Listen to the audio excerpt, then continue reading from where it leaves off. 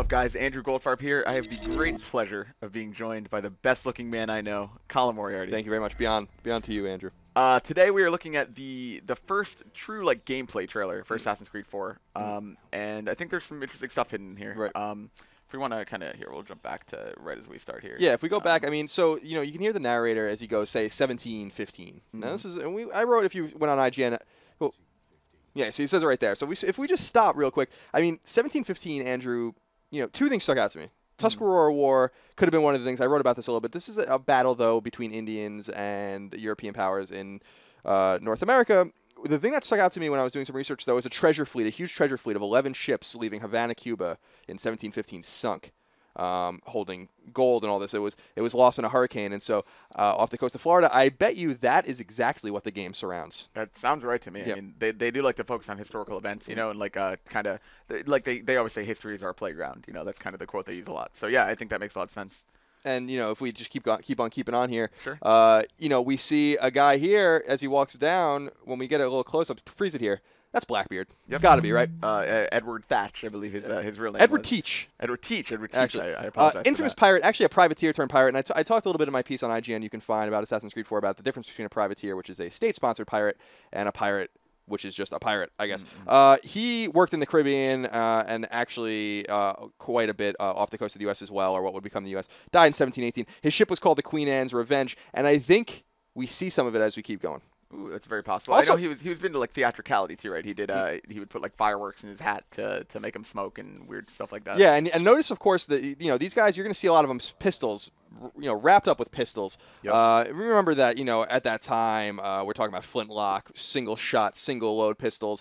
These guys were boarding ships. They had close quarter combat on the ships as they were fighting back and forth with grape shot and cannon fire. These guys didn't have time to reload. They had to be strapped with pistols like that. Very common sight. Well, and that's what's so funny as you say that, right? Here we kind of get our first glimpse at the in-game naval warfare, as it were. And this was in Assassin's Creed 3, of course. But when we saw this game, when we saw the AC4 reveal, they told us that was kind of dipping your toe in the water, and that here it gets much more complicated. And exactly what you're saying, you can board ships. There are more advanced mechanics of the naval warfare. Right. That'll be the focus of this. It's about 60% on land, 40% in the water is what they told us. And we're seeing a lot of really cool. If you kind of just rewind and let it play again, I mean, we're seeing some of the cool naval tactics that we got a little taste of in Assassin's Creed 3, but I like it, seeing it here. We see a lot of broadsides, and a broadside, of course, are ships lining up next to each other and firing at each other. If a ship was trying to be, more defensive, they would actually stay perpendicular to the ship to try to take as least amount of damage as possible. Whereas opposed, they'd broadside each other, like you're seeing here, if they wanted to do a maximum amount of damage and then board each other's ships. So there's going to be some advanced mechanics, I think, that we didn't obviously see in Assassin's Creed 3, which I'm super excited about. Yeah, absolutely. And I mean, we should also point out here that you see here, right here, this is the first Assassin's Creed game ever to feature underwater mechanic. There is swimming. You can dive in this game, and that's part of finding that treasure, right. Finding things that are interesting. I'm sure there will be some collectibles. Probably not some feathers this time, Colin. But no. Something a little different. Far Far Cry 3 thing going on here. Far Cry 3 team is working, or some of the guys are working on this game. A lot of them came over from Montreal to this team. You see here Havana. This is this is the city in the game. This is like a major location. They compared it to Venice in Assassin's Creed 2. This is kind of one of the big hubs in the game. And I know you had some stuff about Havana you wanted to say too. Yeah, right? I mean Havana. At this time, Havana was actually one of the biggest and most populated cities in all of the New World. I think only bested maybe by Boston and a few other places. Huge trade, not only in the triangle trade, the infamous triangle trade, but also just general trade in and out of the New World really went through Havana. And, of course, notice the cross on the top of the cathedral there.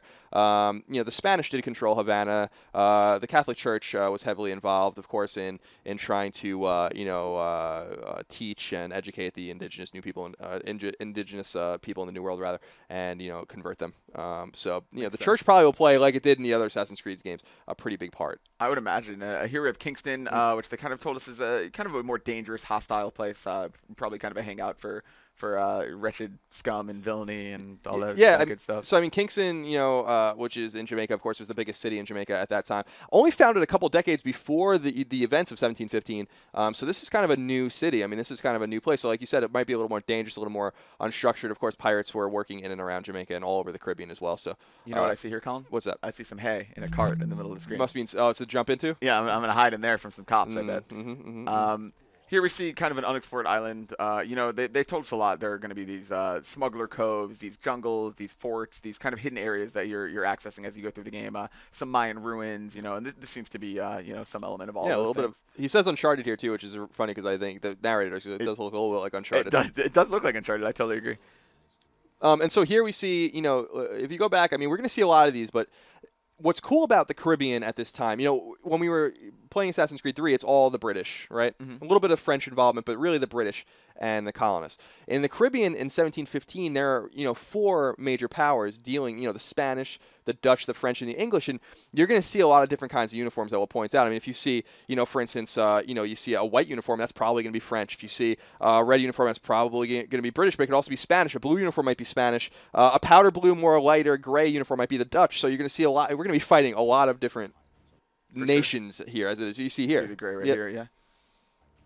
Yeah, I mean, it's interesting seeing just kind of the weapon variety here, too, right? Obviously, you've got, like, your flintlock pistol, like you were saying. You got some swords, got some knives. I mean, it's kind of interesting. One of the big things in this game is that you're going to be able to keep it seamless. They don't want loading screens. They want you to jump off your boat, get to an island, get to a city, keep going. They want to make it flow as smoothly as possible, right. Which I think is something a little more unique for the Assassin's Creed franchise. You got some jumping here. It's some of the same mechanics we're used to. Obviously, right there, see the hidden blade, and we should mention, of course, if you don't already know Edward Kenway, who they introduced at the beginning of this trailer, the grandfather of Connor from Assassin's Creed 3, father of Haytham. And you see more of these, kind of the uniforms you're talking about here. One of the interesting things as you go to these places, as you explore each of these islands, you will always come back to your boat, right? So, here you've got the diving bell, which I thought was really cool as you're going deep underwater. And, the boat you're jumping off of is the Jackdaw. That is your ship. That is what you return to and you upgrade and you kind of use as a home base, which I think is really cool. More of this jungle area here. Fighting sharks, I mean, you mentioned Far Cry 3. Far Cry, like, yes. Yeah. I mean, this really could not be much more Far Cry. I think it's again, just it seems to be trying something different for the franchise. You see here Blackbeard making his I was about to say tendrils. I guess those are just they're like the wicks of dynamite. Right, yeah. And makes the smoke come off of it, makes him look a little more intimidating. He's a scary guy. Yeah, he is. It's very cool. Very cool looking. I don't think we know, unless you have some insight. I don't think we know who this is. There are some. He looks like someone in Assassin's Creed 3. Like, it looks like a pretty similar model. Yeah, the dude at Bunker Hill. I can't even think of who that was. It could be. I mean, it's not the same person. Yeah, but. of course. I mean, it could be recycled asset, but I don't know if they'd go that far. But no, I mean, I think it's kind of cool that. You see Edward here having his arms crossed. He seems a little more roguish than Connor, which excites me. Like, I want a little more character action, I think, from him. I'd like him to be a little more relatable than I think Connor was. For I sure. like the powdered wigs here. Yeah, he's fighting officers here. I mean, there's no, that which is kind of cool. So, not only dealing with it. A little weird how the soldiers in the background, though, are just kind of standing there. None of them seem to be concerned that their dudes are getting massacred. But, hey, the game's not even an alpha. They're under break, Colin. Leave them alone. Some cool combat shots here. I mean, again, it's like it seems like they're trying something new, which I really do appreciate. It seems like they're keeping the combat, which a lot of people like. I know you have some issues with gameplay, but I think it's pretty consistent. And then you also have some new elements like underwater. This I would assume is some treasure that you're looting. Yeah, could maybe be part of the Spanish treasure that was lost in 1715. Glowing and highlighted in a way that makes me think it's probably so stop here real quick. I mean, this is kind of interesting. Just that we haven't, the pirates are, some of them, if they're privateers, work for a state, but a lot of them are just really in it for themselves. But we don't see much in terms of, if you just back up a little bit, in terms of identifying which countries own these ships and stuff. But you do see, British flags there, St. George's crosses, indicating that's an English flag. It just seems like that's not really shown here. A lot of this battling might be pirate on pirate as well, as it were, as opposed to just, obviously they're fighting a lot of officers, a lot of soldiers with very distinct uniforms. But these ship on ship battles looks like a pirate ship to a British ship here. And like it's very possible. And I mean, as I was saying, you see him jumping off the ship here. You can't leave. You can't go board that ship. You can, if you prefer, like we've been seeing, the close quarters combat on a ship, you can do it. Or like, I mean, as you were saying, you stay with your cannon on the side. Some of the wildlife here. I mean, we've seen stingrays and sharks, see the whale. I think it's really cool that in the same way hunting was a big thing in Assassin's Creed 3. Here they introduced harpooning, much to PETA's chagrin. Yeah. Which is kind of cool though. I mean, I think it varies it up a little bit. Roughing up the French here. Yeah. Much more combat. Oof. Some of those brutal combos. I mean, returning a lot of the stuff that you saw in Assassin's Creed 3. In that game you were hitting someone with the blade from like a musket and then pulling the Right. trigger. Here it's kind of a more creative combination of kind of sword play, knife play, gun play. Of course, vantage point here, jumping into the water instead of into some hay. And yeah, I mean that's kind of your first extended look. You see the pirate skull and crossbones there, of course, kind of making its way into the more typical Assassin's Creed A. But yeah, I think it looks really promising. I mean, they're really good at reveals, but we'll see how the game turns out. As you can see, there's some pre-order bonuses going around, some missions, some bonus stuff. But Colin, thank you for spending time with me today. Thank you for having me. For everything Assassin's Creed 4, keep it locked to IGN.